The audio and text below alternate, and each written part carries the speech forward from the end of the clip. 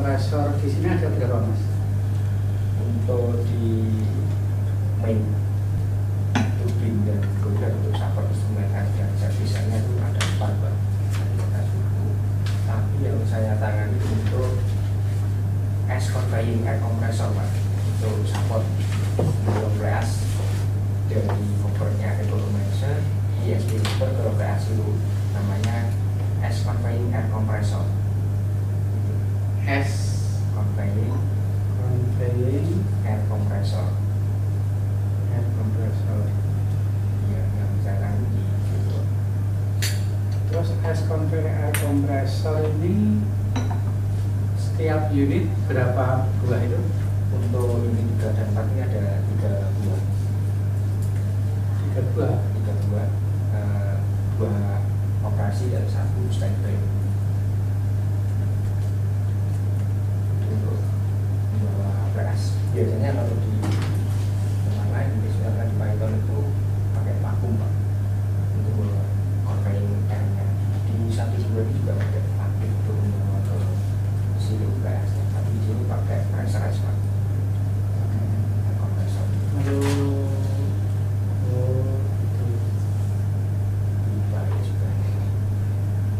Mas, coba mas itu udah dulu mas, gambarkan mas kira-kira kompresornya dari bottom mas itu sampai ke silo gimana mas?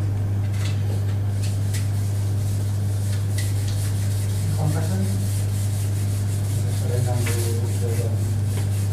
oh gitu.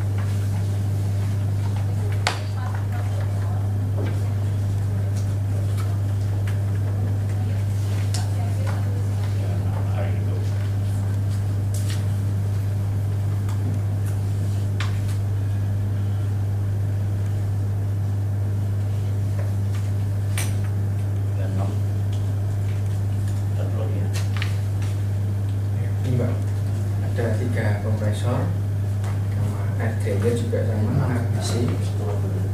Ini air receivernya Pak, receiver tanknya dan jadinya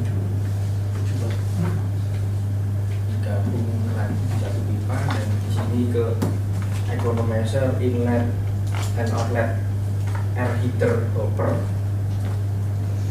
dan ISW hopper di unit 3. Nah, di sini untuk economizer, inlet, outlet air heater dan ISW hopper di unit 4. Nanti di seperti ini yang ada di sini.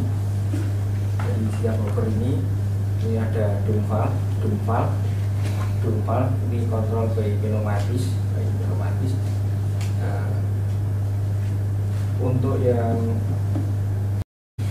fin 1, 2 ataupun di economizer karena jaraknya terlalu jauh Pak, ini juga dibantu oleh suplementary air Pak. Apa Mas namanya? Supplementary air. Apa itu? Ini untuk membantu conveying air yang di dalam sini dalam conveying debu dari hopper ke fly ash Pak. Jadi ini setiap berapa meter ada yang setiap 3 meter, 4 meter, dan titik-titik tertentu ada suplementary air. Nah, kompresor ini udaranya adalah untuk yang di sini Pak. Yang untuk main conveying ash kompresor, ash conveyingnya menuju ke silo itu. Itu apa namanya Mas? Ini supplementary air Pak. Supplementary. Yes. Dari mana itu? Ini diambil dari instrumen air unit Pak. Sama dengan otomatis Dari instrumen. Iya, karena kalau kita ngambil dari servis air, Kenapa harus instrumen? nah ini fly ash ini Pak, kalau udah kecampuran air kondensasi berat Pak, bisa plugging gitu Pak. Plugging di pipa lurus gampang, kalau di pas elbow ini Pak berat ini Pak. Di ketinggian juga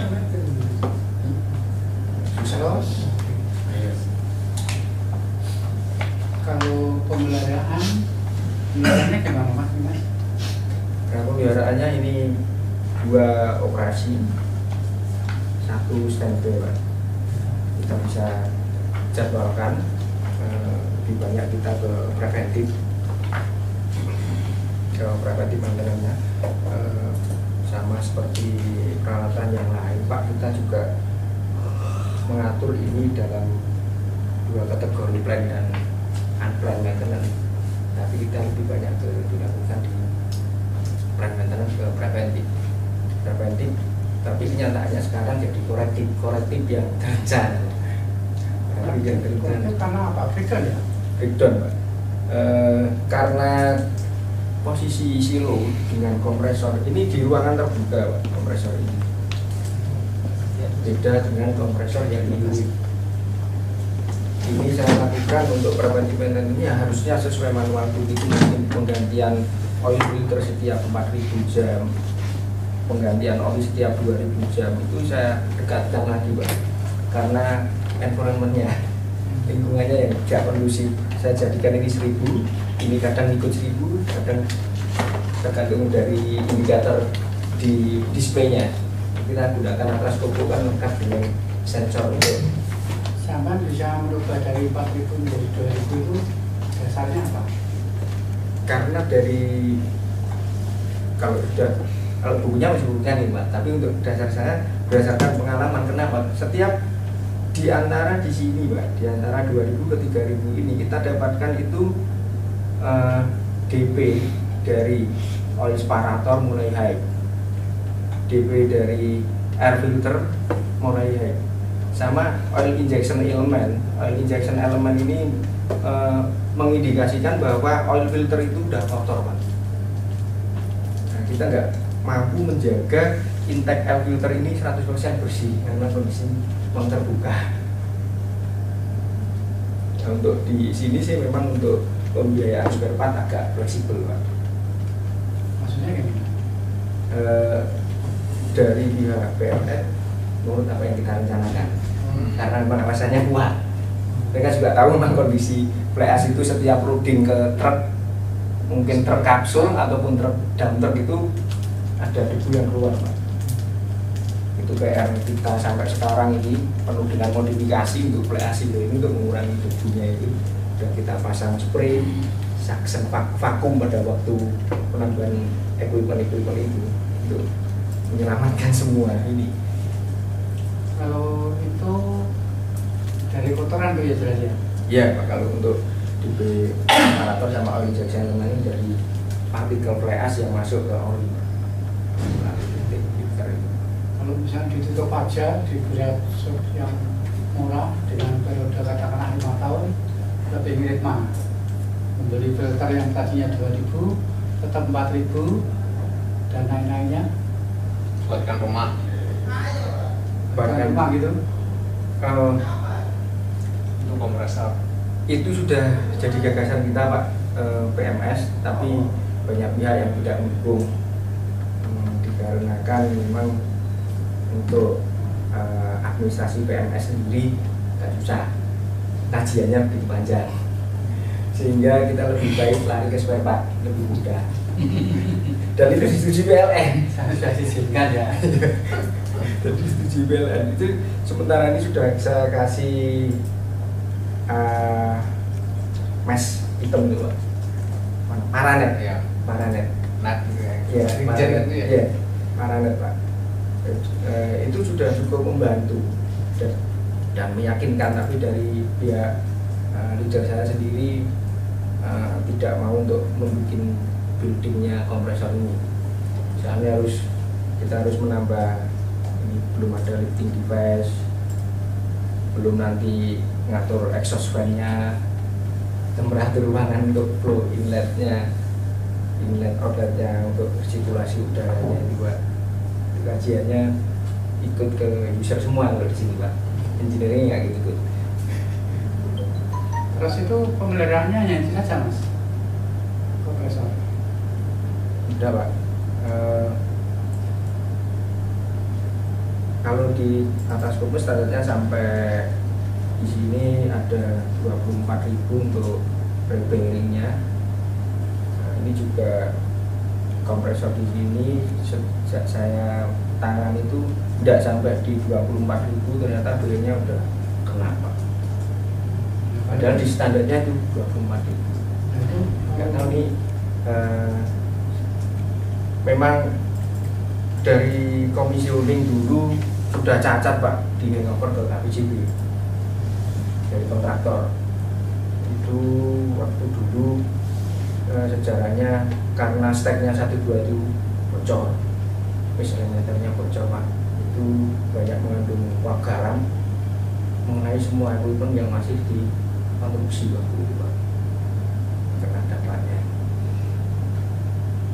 Saya sudah menangani untuk yang breakdown maintenance itu 2 kompresor Pak, itu kena semua untuk bearing, akhirnya kena roda gigi. Kita pakai screw element kompresor Pak, tapi bukan yang oilless, masih oil. Pakai oil. Iya, di screwnya itu kalau sudah kena bearingnya, kena ke clearance gap screw-nya, kena stuck Pak, overheat. Di sini kompresor semua kompresor pakai Atlas Copco semua. Ada yang untuk daerah Deming Hitachi Pak.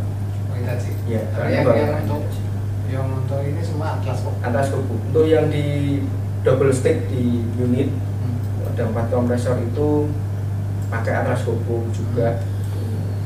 Itu biasanya kalau Atlas Copco kan sudah saat kontrak pemeliharaannya juga ya. Itu Jadi nggak sampai tidak sepenuhnya, ngurusin. Hah? nggak sampai sepenuhnya Pak.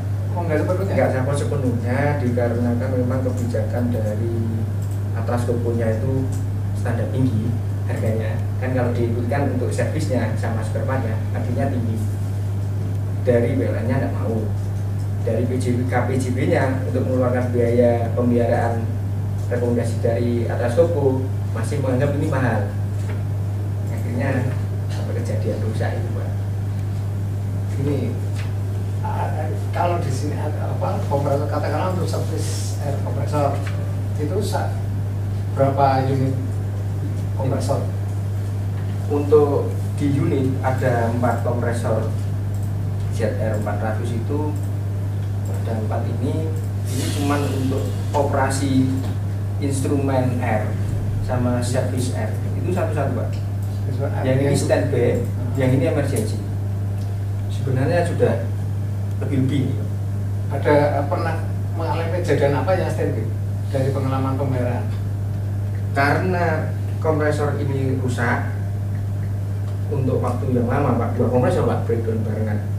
Akhirnya untuk conveying air ini kita supply dari sini. Akhirnya 3 kompresor. Tiga-tiganya operasi ini. Operasi. Terus yang standby kapan dioperasikan? Ini dari operasi Bergantian atau? ya, Berapa periode? dari operasi untuk lebih tepatnya itu kuasanya operasi Mbak. Saya juga nggak pegang untuk yang ZN400 ini, atau itu mungkin Gini, seminggu di Semarang itu kan pernah kejadian gitu, atas Kopo juga sudah operasi normal, kemudian cing over kan. Iya. Nah, terus yang standby ini waktu dioperasikan mengunci sama sekali, tidak mau berputar. Wah, itu kesalahan dari operasi karena tidak semua Itu kira-kira analisanya apa ya? Kalau unit habis operasi dimatikan, pada saat lagi kok mengunci sama sekali nggak bisa diberikan. Itu Jadi kayak kelat gitu loh. Iya, itu yang kita keluhkan terhadap operasi Pak. Tidak hanya kompresor, peralatan pompa, vakum, pompa itu juga mereka telat untuk changeover operasional tiap minggu ataupun pengecekan atau pengetesan. Biasanya untuk standby atau MS ini harusnya dari maintenance pihak turbin ada pengetesan setiap weekly. Bukan, ini kan habis operasi. Ya. Nih, terus di stop. Tapi mau di start lagi ini ngunci itu loh. Bukan karena tidak lama tidak setelah planning karena changeover tidak kan? Ya. Yang setelah ini yang kemarin normal begitu di start dia nggak mau putar sama sekali. Nah, itu Itu di mananya kira-kira analisanya gitu. kalau di Jadi pernah kejadian seperti itu enggak? Poros ngunci, enggak di start enggak mau. pernah sih, cuman kalau di sini tuh ngejam selamanya Pak ya. Gimana? Jangan ngejam selamanya itu misalkan dari pada saat operasional temperatur kan high di seluruh elemennya Pak. Sampai sebenarnya temperatur high-nya itu di indikatornya itu belum sampai terdeteksi, vibrasi juga masih normal, tapi di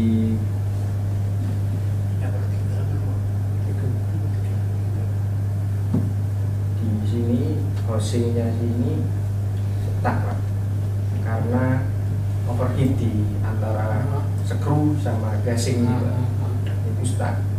Jadi karena sirkulasi oilnya belum nyampe sini dan temperaturnya terlalu tinggi, antara skru sama gasing ini stuck seperti apa ya, di las lengket gitu. Iya, lengket. Nah, untuk menghindari itu jalan keluarnya kalau lebih melerat supaya jangan sampai setelah stop nanti waktu telat gitu gimana?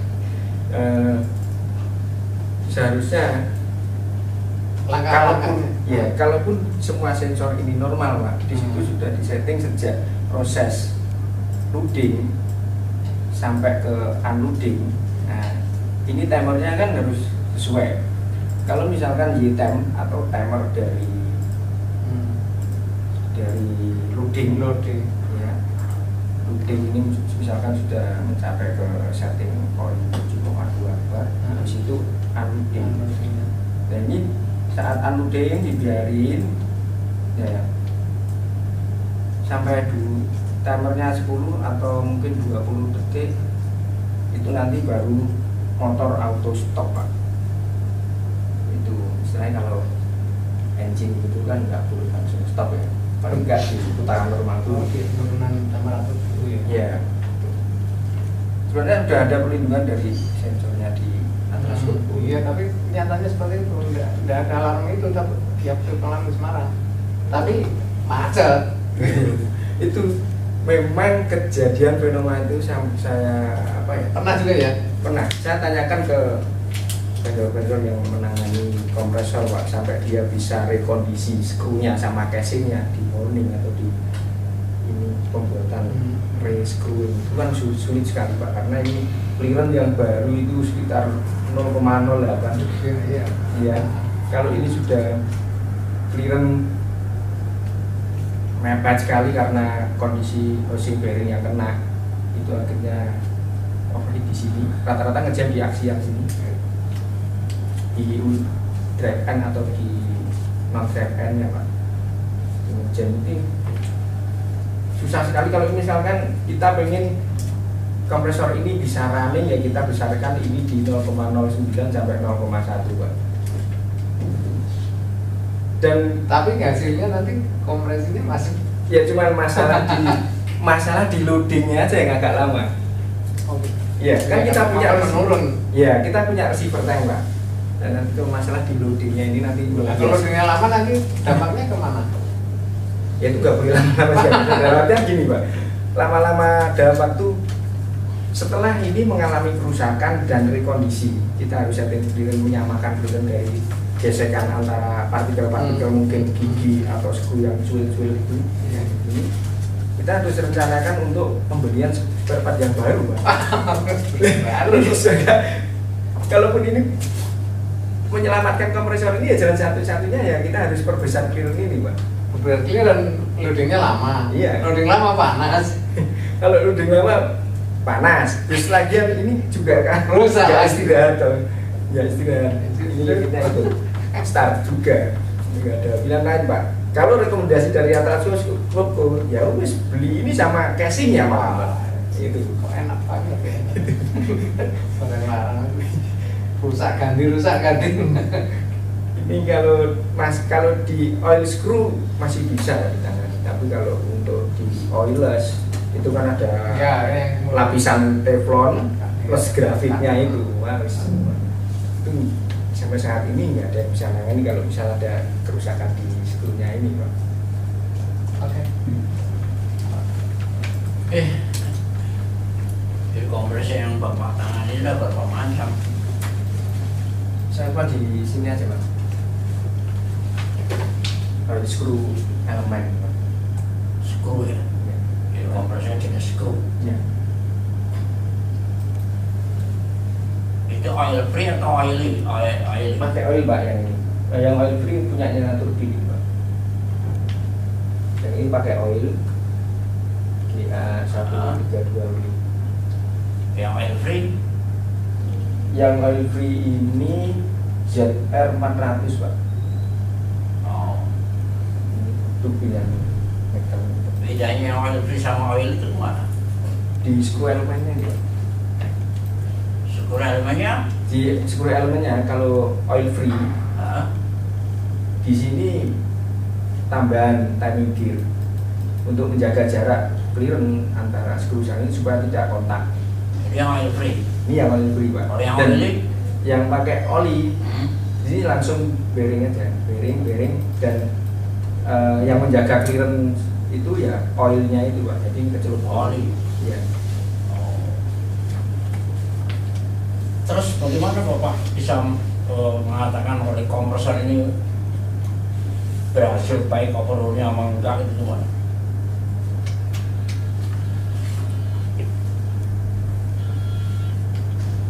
Kita ada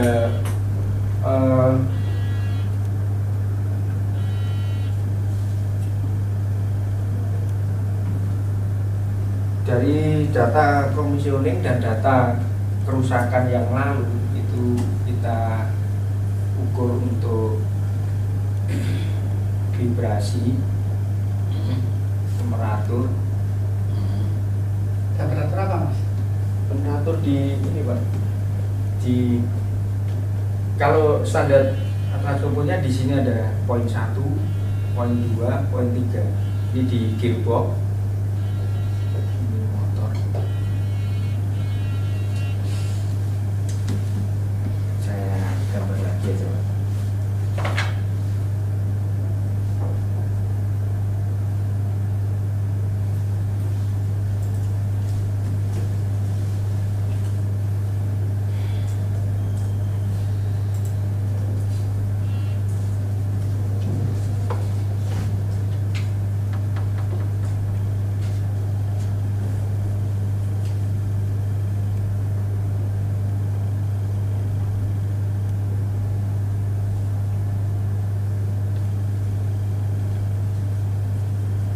temperatur di gearbox ini Pak, vibrasi juga nih, temperatur vibrasi, terus di elemen sebelumnya temperatur vibrasi, dan di sini Pak bearing.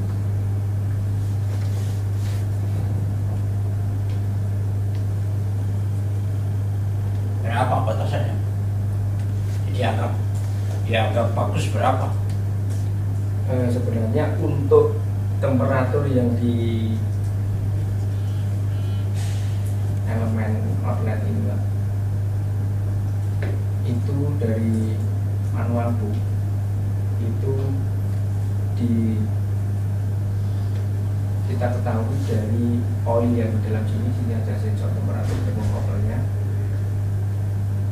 di 70 sampai 90.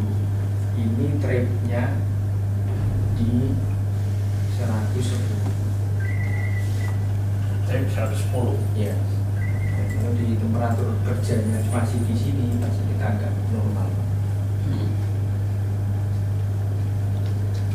Dari data-data itu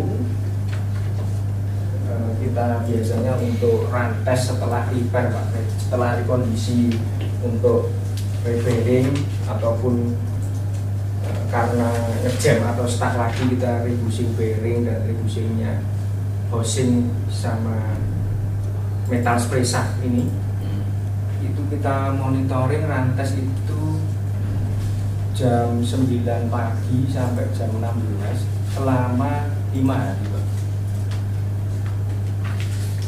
Ini berdasarkan pengalaman saja. Kalau untuk Itu suhunya? Iya, semua temperatur dan vibrasi ini kita monitoring sampai 5 hari ini Pak.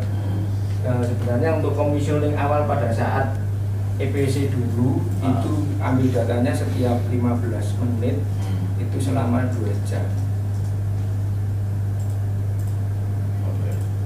Karena kita rekondisi meragukan. Kalau suhu udaranya gimana?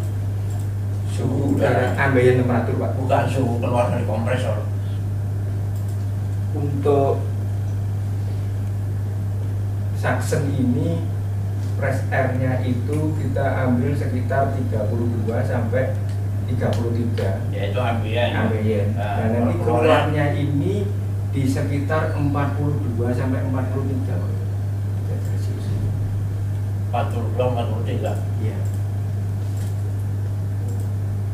Kalau ini nggak pakai intercooler ataupun aftercooler, ini langsung dari outletnya ini masuk ke air cooler satu heat Ada exchanger. air cooler. Iya, air cooler heat exchanger saja. Pendinginannya pakai water C3W. Untuk sistem olinya juga pakai C3W.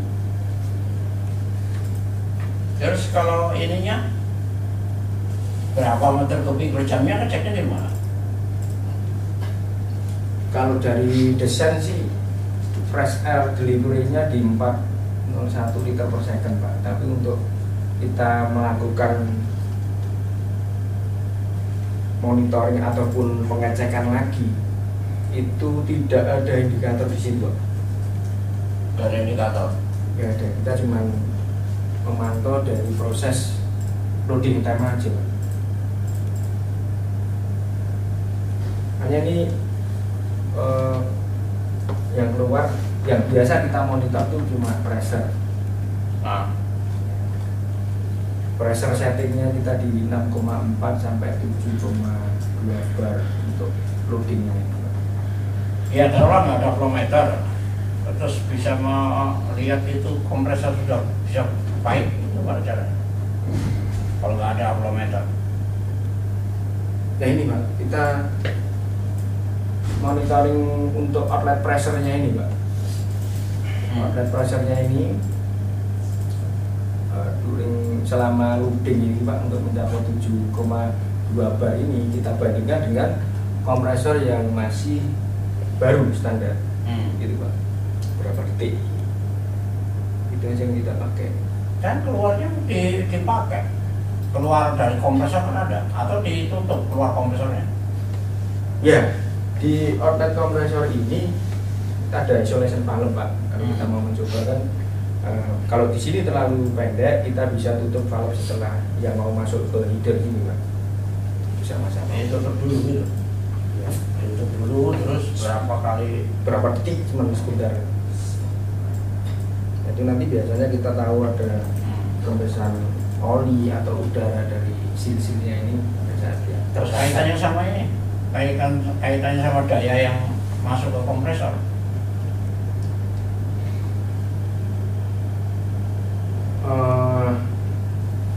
Daya motor ini Pak maksudnya? Iya.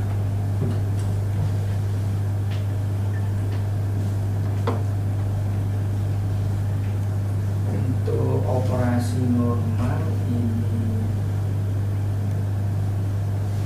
rubuhnya di 240 ampere atau di 110 ampere. Kalau ini kita ketahui kalau ini misalkan tidak efisien lagi Pak atau terlalu panas, ini ampere ini akan naik Pak. Ada Pak, ada laporannya sebelum Bapak sudah perlu ada nggak Pak? Laporan performance test dari para kompresor ini. Kita ambil datanya di monitoring vibrasi sama temperatur Pak. Iya. Kalau ampernya gede itu gimana? Kalau biasanya kita awasi Pak. Nah kalau ampernya gede gimana dong? Biasanya itu kalau ampere gede berarti di sini ada gesekan ini berat Pak. Nah iya. Berarti kan performanya ini kurang gitu Pak. Performanya kompresor. Artinya Bapak kan bertanggung jawab di kompresor, tapi enggak. Ya, mestinya kan berapa sih efisien apa enggak kompresor ini kan gitu. Kalau Ya. efisien kan ukurnya dari arus juga. Nah itu Pak, kalau misalkan di sini kenaikan berarti kan sudah nggak efisien. Kalau sudah nggak efisien ya berarti saya harus pantau di monitoring ini seperti DP oleh atau DP oleh elemen ini minta air filternya ganti atau oleh starternya ganti atau olinya ganti itu Pak. Kita biasanya ada kelainan di sini, nanti di display monitoring itu menjelaskan, yaitu yang kita lakukan berdasarkan parameter yang di display itu Pak, untuk mengembalikan performanya. Kalau pernah hitung ini enggak? Berapa sebetulnya PK yang diperlukan untuk mengkompresi udara ini, ya? Berapa PK, berapa tenaga kuda atau berapa kilowatt gitu? Terus tapi nggak pernah menghitung Pak. Kalau di urusan sampai detail perhitungan itu di sini jarang sekali melakukan itu. Itu mungkin dilakukan pada saat mau melakukan PMS Pak. PMS, Plan Modification System. Itu istilahnya itu akan merubah desain. Kalau misalkan dari fresh air delivery yang dihasilkan kompresor ini tidak mencukupi terhadap unit, berarti kita mau upgrade yang ukuran berapa, itu baru kita menghitung.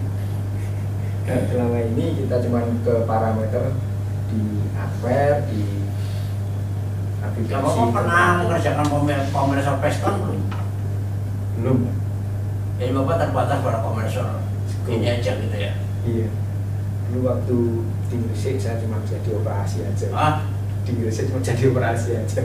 Operator, belum ke maintenance. Di Gresik tahun berapa? 2008 Pak. 2008. Jadi belum pernah mengerjakan kompresor piston. Jadi kalau kompresor rotari aja gitu ya? Iya. Kompresor yang lain, katakanlah kompresor dinamik juga enggak Nggak juga ada. ya? Nggak ada. Oke. Lagi Pak, nyata ada lagi? Sudah.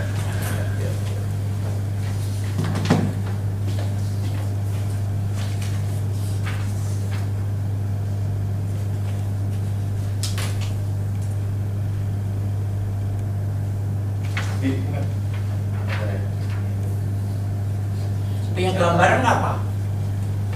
Misalnya ini kompresor menghasilkan tekanan sekian meter kubik, menghasilkan aliran sekian meter kubik per jam, kemudian tekanannya sekian. Kira-kira PK-nya berapa, ada gambaran itu? Ya, meter kubik sekian meter kubik per jam, terus kemudian tekanannya sekian, berapa PK, berapa tenaga kuda atau berapa kilowatt daya yang diperlukan. Kalau kompresor sih, mungkin lupa, kalau ini dari, saya bayangkan dari tipe kompresor ini itu power motor ini 132 kali. Nah, maksud saya secara termodinamik gitu loh. Iya. Secara termodinamik untuk mendapatkan sekian meter kubik per jam udara, tekanan sekian, ya berapa itunya power yang dibutuhkan.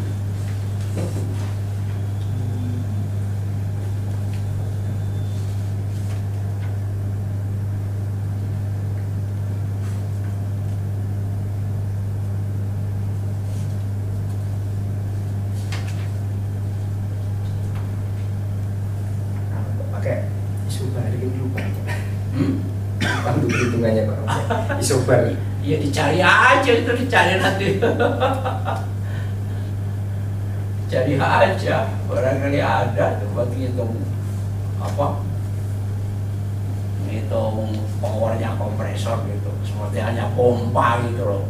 Kita mau pompa air sekian meter kubik per jam dan head sekian, berapa itunya listriknya gitu. Ya, untuk peras ya Mas. Dibayarin. Iya. Iya, udah dibayarin. Setengah 4 tapi jam 4 sih. Berapa?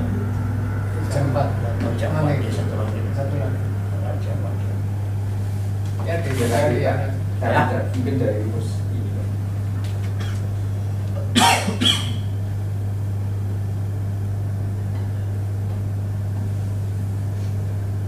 Ya udah, nanti aja ditulis aja di situ, nanti besok kalau kita ketemu lagi buat observasi. Sini aja, Mas.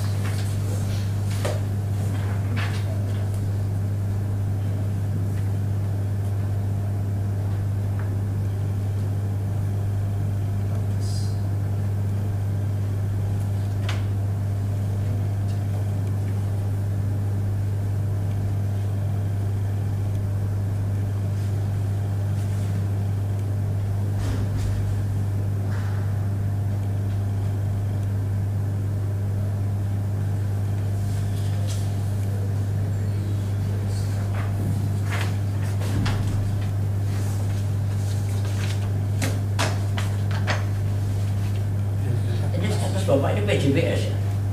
PJBS atau bukan PJBS?